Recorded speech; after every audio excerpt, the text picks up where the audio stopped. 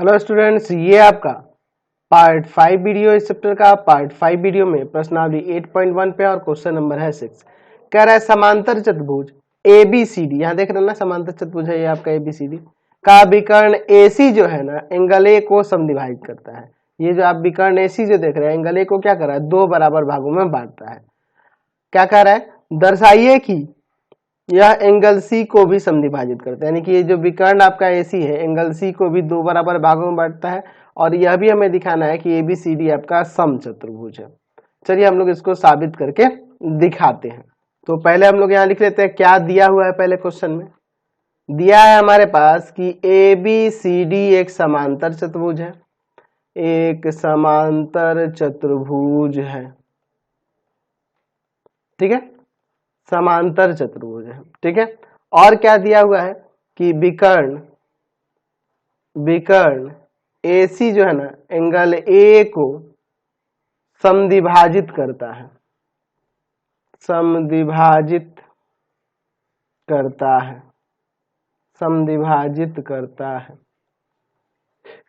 तो सिद्ध करना है, क्या सिद्ध करना है। पहले नंबर में कह रहा है कि जो आपका विकर्ण है ना AC, विकर्ण AC जो है एंगल C को भी समद्विभाजित करता है। ये हमें साबित करना है, समद्विभाजित करता है, ठीक है। और दूसरे में क्या कह रहा है कि ABCD एक समचतुर्भुज है, ये दिखाना है। चलिए, अच्छा, समचतुर्भुज दिखाने के लिए मुझे कोई समांतर चतुर्भुज, समचतुर्भुज कब हो जाएगा, जब उसकी सभी भुजाएं बराबर हो जाएंगी, ठीक है। चलिए तो अब इसका प्रमाण देखते हैं।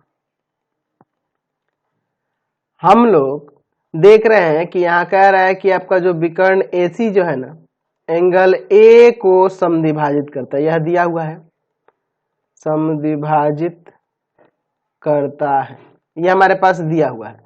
तो जब एंगल A को समद्विभाजित करता है तो हम लोग यहाँ लिख सकते हैं कि एंगल BAC बराबर में एंगल DAC, यह BAC और यह DAC दोनों इक्वल हो जाएगा, क्योंकि ये AC जो है एंगल A को समद्विभाजित करता है। चलिए, अब चूंकि ये आपका समांतर चतुर्भुज भी कह रहा है तो हम लोग लिख सकते हैं कि एंगल DAC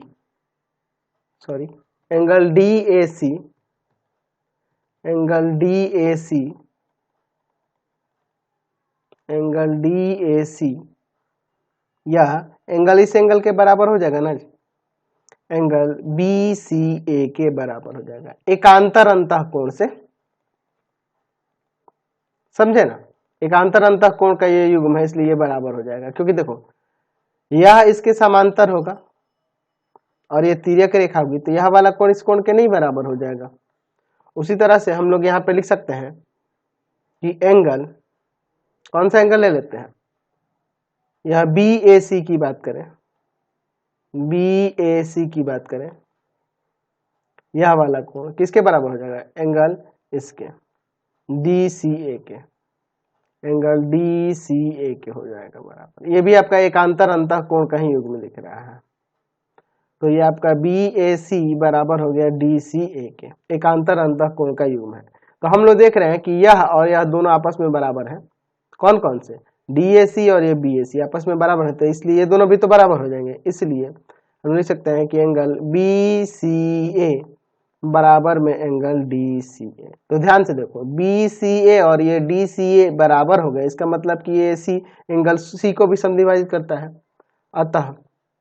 अतः विकर्ण AC एंगल C को भी समद्विभाजित करता है, ये हमने दिखा दिया। चलिए अब समझिए, अब मैं अगर यहाँ पे ऊपर क्या कर लेता हूँ, इसको समीकरण 1 मान लो, इसको समीकरण 2 मान लो और इसको समीकरण 3 मान लो, ठीक है। तो मैं लिख सकता हूँ कि समीकरण 1, 2 तथा समीकरण 3 से देख लो, हमें समीकरण 1 में यह इसके बराबर है, समीकरण 2 में यह इसके बराबर है और समीकरण 3 में यह इसके बराबर है। तो ये चारों आपके एक दूसरे के बराबर हो जाएगा। तो हम यहाँ पे लिख सकते हैं कि एंगल BAC बराबर एंगल BCA बराबर एंगल DAC बराबर एंगल DCA। देखो, यह वाला इसके बराबर, इसके बराबर, इसके बराबर, चारों एक दूसरे के बराबर हो गए। अच्छा, जब यह कोण इस कोण के बराबर हो गया तो यह दोनों भुजाएं बराबर हो जाएंगी, और जब यह कोण इस कोण के बराबर हो जाएगा तो यह दोनों भुजाएं बराबर हो जाएंगी। हो जाएंगे ना जी? बिल्कुल। तो यहाँ पे लिख सकते हैं, यहाँ पे लिख सकते हैं, इन दोनों से हम लोग लिख देंगे यहाँ पर AB बराबर BC, और इन दोनों से लिख सकते हैं AD बराबर CD। AD CD के बराबर। क्यों? तो हम लोग जानते हैं कि त्रिभुज में समान कोणों की सम्मुख भुजाएं बराबर होती हैं। समान कोणों की सम्मुख भुजाएं बराबर होती हैं। सम्मुख भुजाएं बराबर होती हैं। ठीक है। अच्छा, अब देखिए यहाँ ध्यान से, यह इसके बराबर हो गया, यह इसके बराबर हो गया। और चूंकि ये समांतर चतुर्भुज है, चूंकि ABCD एक समांतर चतुर्भुज है, समांतर चतुर्भुज है, तो आमने सामने की भुजा बराबर होंगी, यानी कि AB बराबर हो जाएगा CD और BC बराबर हो जाएगा AD। ठीक है। तो हम देख रहे हैं यहाँ पर कि AB BC के बराबर यहाँ से है और यह AB CD के बराबर भी है। ठीक है। अच्छा, BC AD के बराबर यहाँ से दिखाए हैं। ठीक है। और यहाँ से यह आपका BC जो है AB के बराबर है, और फिर हम देख रहे हैं AD CD के बराबर हो जा रहा है, यहाँ से AD CD के बराबर है और AD BC के भी बराबर। तो इन सब से क्या हमें पता चले, चारों एक दूसरे के बराबर हो जाएंगे। AB equal to BC equal to CD equal to में AD। अतः ABCD एक समचतुर्भुज है, हमने यह दिखा दिया। ABCD क्या है आपका? समचतुर्भुज है, हमने साबित करके यह दिखा दिया। तो यहाँ पे ये पहला वाला साबित हुआ है, यहाँ पे ये दूसरा वाला साबित हो गया। समझ गए ना? चलते हैं नेक्स्ट क्वेश्चन पे। क्वेश्चन नंबर 7 देखते हैं। क्वेश्चन नंबर 7 क्या कह रहा है यहाँ पर? क्वेश्चन नंबर 7 में दिया हुआ है कि आपका ABCD एक समचतुर्भुज है। ठीक है। दर्शाइए कि विकर्ण AC एंगल A और एंगल C को समद्विभाजित करता है तथा विकर्ण BD जो है एंगल B और एंगल D को दोनों को समद्विभाजित करता है। यहाँ पे हम लोग ये साबित करके दिखाएंगे। तो चलिए, सबसे पहले मैं यहाँ पर एक समचतुर्भुज बना लेता हूँ। ठीक है। तो मैं यहाँ पे एक समचतुर्भुज बना लेता हूँ और इसका कुछ नाम दे देंगे। क्या नाम देना है? ABCD दे देंगे। ये आपका समचतुर्भुज हो गया। इसका नाम देते हैं ABCD। क्या हमें सिद्ध करना है कि ये जो विकर्ण AC है ना, AC या एंगल A और एंगल C दोनों को समद्विभाजित करता है। फिर उसी तरह से हमें दोबारा साबित करना होगा कि यह विकर्ण आपका जो BD होगा ना, यह एंगल B और D दोनों को समद्विभाजित करता है। तो हम लोग क्या करते हैं, पहले इसी को मिलाते हैं। अगर चाहोगे दोनों को मिलाओगे तो देखो क्या होगा, फिगर देखने में थोड़ा सा आपको अजीब लगेगा। B और D को भी मिलाएंगे बाद में, हम लोग पहले इसको समझ लेते हैं। एक साबित कर लेंगे तो दूसरा समझ में आ जाएगा कैसे साबित करना है आपको। ABCD एक समचतुर्भुज है, समचतुर्भुज है, तो सिद्ध करना है, तो सिद्ध करना है। क्या सिद्ध करना है हमें? तो सिद्ध करना है कि आपका जो ये AC है ना, विकर्ण AC, पहला हम लिख लेते हैं कि AC एंगल A और एंगल C दोनों को समद्विभाजित करता है, दोनों को समद्विभाजित करता है, समद्विभाजित करता है, यह हमें दिखाना है। फिर दूसरे में यहाँ क्या कह रहा है, विकर्ण जो आपका BD है वह एंगल B और एंगल D दोनों को समद्विभाजित करता है, दोनों को समद्विभाजित करता है। या मैं दोनों चीजें यहाँ पे साबित करके दिखानी है। ठीक है, तो पहले हम लोग एक को कर लेते हैं, दूसरा उसी प्रकार हो जाएगा। समझ रहे ना बात को। चलिए अब मैं यहाँ पे इसका लिखता हूं प्रमाण, इसीलिए मैंने सिर्फ एक ही विकर्ण मिलाया, मिलाना तो दोनों को है लेकिन हम लोग बाद में मिलाएंगे। ठीक है, चलिए समझिए। यहाँ पर हम लोग यहाँ देख रहे हैं कि यह आपका एक समचतुर्भुज है एबीसीडी, तो यहां लिख सकते हैं चूंकि एबीसीडी एक समचतुर्भुज है तो हम यहां से लिख सकते हैं कि ए बी इक्वल टू हो जाएगा B C, B C equal to C D equal to A D, चारों भुजाएं आपस में बराबर हो जाएंगी। अच्छा समझो, या ए बी जब बी सी के बराबर होगा तो अगर मैं इस त्रिभुज ए बी सी में चलूंगा, मैं इस त्रिभुज की बात कर रहा हूं, ठीक है, त्रिभुज ए बी सी की बात करूं तो त्रिभुज ए बी सी में क्या हो जाएगा, जब ए बी बी सी के बराबर हो रहा है तो यह वाला कोण इस कोण के बराबर हो जाएगा ना जी, बिल्कुल हो जाएगा। Angle B A C equal to में angle B C A, B A C और ये बी सी ए इक्वल हो जाएगा। और जब मैं ये C D equal to A D लेके चलूंगा तो यहाँ वाला कोण बराबर हो जाएगा ना, यहाँ वाला कोण इस कोण के बराबर हो जाएगा। लिख सकते हैं कि angle D A C equal to में एंगल डी सी ए हो जाएगा। ऐसा क्यों हो रहा है, तो हम लोग जानते हैं कि त्रिभुज की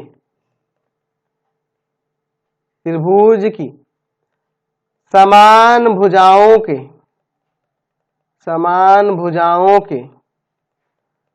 सम्मुख कोण बराबर होते हैं, सम्मुख कोण बराबर होते हैं, सम्मुख कोण बराबर होते हैं।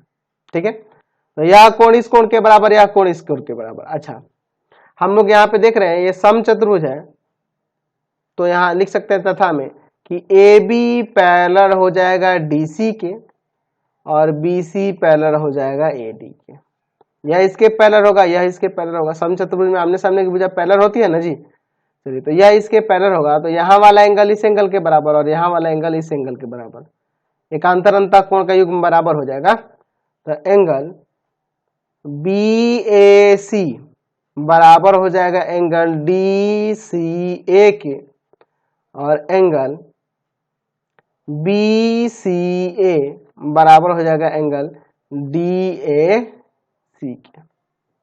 ठीक है, कैसे, एकांतर अंतः कोण का युग्म है, एकांतर अंतः कोण का युग्म है इसलिए।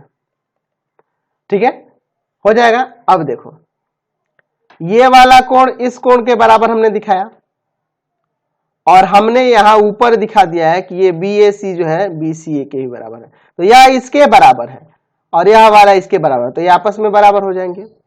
ठीक, उसी प्रकार यह कोण इस कोण के बराबर हमने दिखाया है और यह कोण इस कोण के भी बराबर है। ठीक है, यह बात करें तो यह कोण इस कोण के भी बराबर है और यह कोण इस कोण के भी बराबर है, यानी कि ये दोनों भी आपस में इक्वल।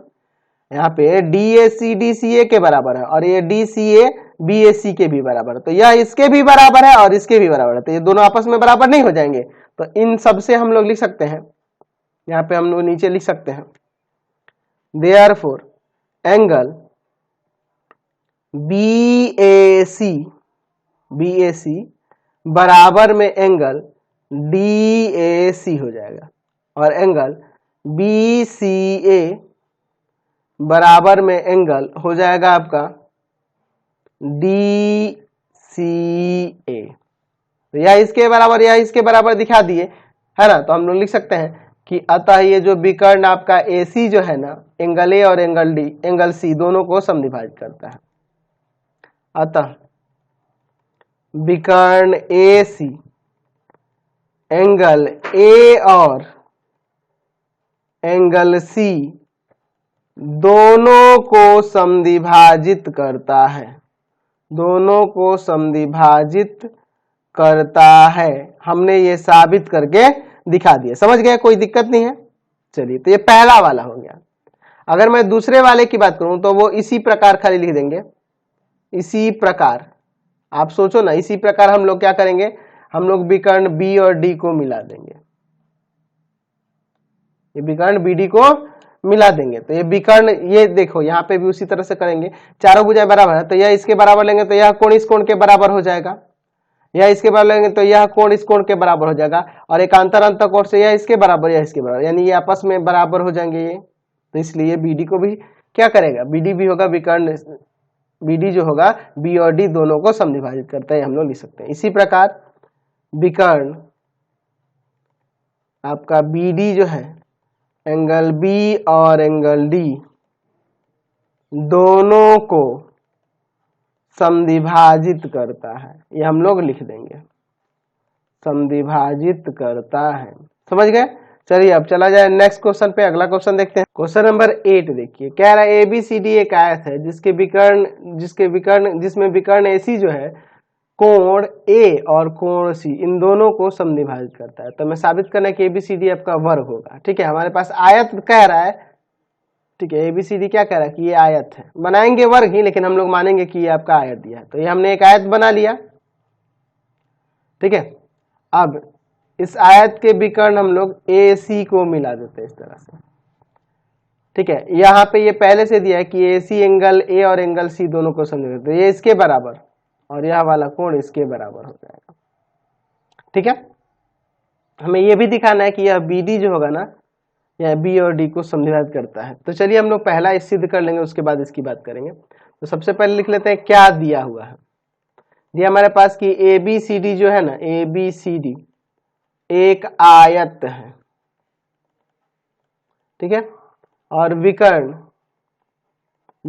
AC एंगल A और एंगल C दोनों को समद्विभाजित करता है, दोनों को समद्विभाजित करता है, समद्विभाजित करता है। तो सिद्ध करना है, तो सिद्ध करना है, क्या सिद्ध करना है कि ABCD एक वर्ग है। तो आयत को वर्ग साबित करने के लिए हमें चारों भुजाओं को बस बराबर दिखा देना है। दूसरा हमें क्या दिखाना है कि विकर्ण आपका BD जो है ना, एंगल B और एंगल D दोनों को समद्विभाजित करता है, दोनों को समद्विभाजित करता है। तो चलिए पहले वाले की बात कर लेते हैं। चलिए इसका प्रमाण देखिए, बहुत सिंपल सा क्वेश्चन है। अच्छा, हम लोग यहां देख रहे हैं, यहां एंगल A और एंगल C इन दोनों को समद्विभाजित ऐसी कर रहा है, तो ये दोनों बराबर बराबर हो जाएंगे।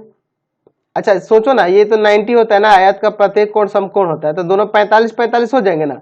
आप 45 45 इसका माप भी निकाल के बना सकते हो और ऐसे भी बना सकते हो, है ना। आप माप भी निकाल के बना सकते हो और इस तरह से भी बना सकते हो। तो हम लोग इसी तरह बनाते हैं, मेजरमेंट से हम लोग इसमें कोई मतलब नहीं रखते हैं। चलिए समझिए, हमारे पास दिया है कि विकर्ण AC एंगल A और एंगल C दोनों को समद्विभाजित करता है, समद्विभाजित करता है। ठीक है, यह दोनों को समद्विभाजित कर रहा है। तो यहां लिख सकते हैं कि एंगल BAC बराबर में एंगल DAC, चाहो तो आप 45 भी लिख सकते हो, दोनों 45 45 क्योंकि ये समकोण होता है, आयत का प्रत्येक कोण समकोण होता है। और एंगल BCA बराबर में एंगल DCA। ठीक है, कोई दिक्कत नहीं है। चलिए अब देखिए, यह इसके बराबर हो गया और यह इसके बराबर हो गया। अच्छा, ये चूंकि आपका आयत है, चूंकि ABCD एक आयत है, तो हम लोग आमने सामने की भुजा समांतर तो लिख सकते हैं ना। तो इसलिए हम लोग यहाँ पे AB समांतर DC ले सकते हैं और आपका BC समांतर AD भी लिख सकते हैं ना। चलिए, तो यहां वाला कोण इस कोण के बराबर हो जाएगा, एकांतर अंतः कोण का युग्म हो जाएगा। BAC बराबर में एंगल DCA और एंगल BCA बराबर में एंगल DAC, एकांतर अंतः कोण के युग्म से। ठीक है, तो देखो हमने इसको इसके बराबर लिखा है और यह वाला कोण इस कोण के बराबर हो जा रहा है। तो इसका मतलब यह दोनों कोण आपस में बराबर हो जाएंगे। और देखो फिर हमने यह इसके बराबर लिखा है, यह इसके बराबर लिखा है ना जी, क्योंकि ये समद्विभाजक है, यह इसके बराबर है। और फिर हम लोग देख रहे हैं कि यह वाला कोण इस कोण के बराबर है, तो इसका मतलब ये दोनों आपस में बराबर हो जाएंगे। तो इसलिए हम यहां लिख सकते हैं कि एंगल BAC बराबर में एंगल BCA और एंगल DAC बराबर में एंगल DCA। ठीक है, हो जाएगा। यह कोण इस कोण के बराबर और यह कोण इस कोण के बराबर, तो ये भुजा बराबर हो जाएंगी और यह वाली भुजा इस भुजा के बराबर हो जाएगी। तो AB बराबर में हो जाएगा BC और AD बराबर में हो जाएगा CD। ऐसा क्यों होगा? तो हम लिख सकते हैं कि त्रिभुज की समान कोणों की सम्मुख भुजा बराबर होती है, सम्मुख भुजाएं बराबर होती है, बराबर होती है, समान कोणों की सम्मुख भुजाएं बराबर होती हैं। चलिए, तो अब देखिए, चूंकि हमारे पास आयत दिया था ABCD, तो आमने सामने की भुजा भी बराबर होगी। AB बराबर में हो जाएगा CD और BC बराबर में हो जाएगा AD। तो AB BC के बराबर है और CD के भी बराबर है, AD CD के बराबर है और AD BC के बराबर है और BC AB के बराबर है और AB CD के बराबर है। इसलिए AB बराबर BC बराबर CD बराबर AD। अतः ABCD एक वर्ग है। आयत वर्ग कब बन जाएगा? उसकी जब भुजाएं बराबर होंगी तो हम लोग वर्ग कह सकते हैं। चलिए, दूसरे में कह रहा है कि BD एंगल B और D दोनों को समद्विभाजित करता है, तो हम लोग यहाँ विकर्ण BD को मिला देते हैं। ठीक है, चलिए, ये BD जो है एंगल B और एंगल D दोनों को समद्विभाजित करता है, यह हमें सिद्ध करना है। समझिए इसके लिए। अच्छा, यहां से हम लोग AB इक्वल टू AD लिख सकते हैं और BC बराबर में CD, यह इसके बराबर और यह इसके बराबर, क्योंकि चारों भुजाएं तो आपस में बराबर हो गई हैं ना जी। चलिए, तो यह कोण इस कोण के बराबर हो जाएगा और यहां वाला कोण इस कोण के बराबर हो जाएगा। तो एंगल ABD बराबर में एंगल ADB, एंगल CBD बराबर में एंगल CDB। लिख देंगे कि त्रिभुज में या त्रिभुज की समान भुजाओं के सम्मुख कोण बराबर होते हैं, समान भुजाओं के सम्मुख कोण बराबर होते हैं, सम्मुख कोण बराबर होते हैं, सम्मुख कोण बराबर होते हैं, समान भुजाओं के सम्मुख कोण बराबर होते हैं। तो यह इसके बराबर है, यह इसके बराबर। अच्छा, हम लोग देख रहे हैं कि यह इसके समांतर है और यह इसके समांतर है। चूंकि AB समांतर है DC और BC समांतर है AD, तो यहां से हम लोग लिख सकते हैं कि एंगल ABD, यह वाला कोण इस कोण के बराबर हो जाएगा ना, एंगल CDB और एंगल दूसरा वाला एंगल लेते हैं ADB, यानी यह वाला कोण इस कोण के बराबर हो जाएगा, एंगल CBD के एकांतर अंतःकोण से, एकांतर अंतःकोण से। ठीक है, चलिए, तो यह वाला कोण इस कोण के बराबर है, यह इसके बराबर है, यह इसके बराबर, तो ये इसके बराबर हो जाएगा, यह इसके बराबर हो जाएगा। इसलिए एंगल ABD बराबर में एंगल CBD, एंगल ADC बराबर में एंगल CDB। ठीक है, तो यह इसके बराबर हो गया और यह वाला इसके बराबर हो जाएगा। तो यहां पे लिख सकते हैं कि अतः विकर्ण BD एंगल B और एंगल D दोनों को समद्विभाजित करता है, समद्विभाजित करता है। यही हमें साबित करके दिखाना था, समझ गए ना। हेलो, तो अब हम लोग इस वीडियो में इतना ही रहने देते हैं, क्योंकि अगला क्वेश्चन थोड़ा सा बड़ा है, तो अगले वीडियो में उसको देखा जाएगा। आपको हमारे 3 चैनलों को सब्सक्राइब करना होगा। पहला है path finder classes Chhapra, path finder classes Chhapra. दूसरा है भारती भवन रविकांत सर, और तीसरा चैनल है रविकांत सर के नाम से। तीनों चैनल को सब्सक्राइब करेंगे और इससे रिलेटेड वीडियो के लिए सीधे डिस्क्रिप्शन में जाएंगे, और इससे रिलेटेड नोट्स के लिए गूगल पे जाकर सर्च करेंगे www.ravikansar.in, और यहाँ पर जाकर आप सभी क्लासेस के नोट्स और उनके PDF को डाउनलोड कर सकते हैं और पढ़ भी सकते हैं।